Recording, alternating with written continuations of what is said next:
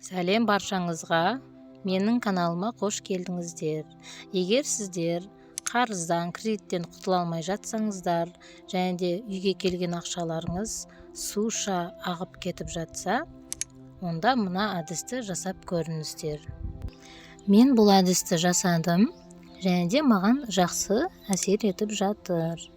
Сондықтан сіздермен бөлісейін деген ой болды.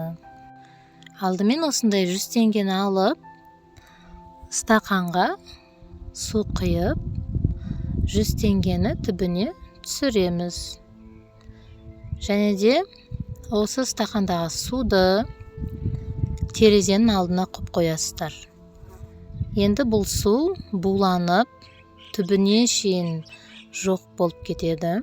Су құрғап, жоқ болып кеткенде сіздің де бүкіл қарыз кредиттеріңіз бітеді.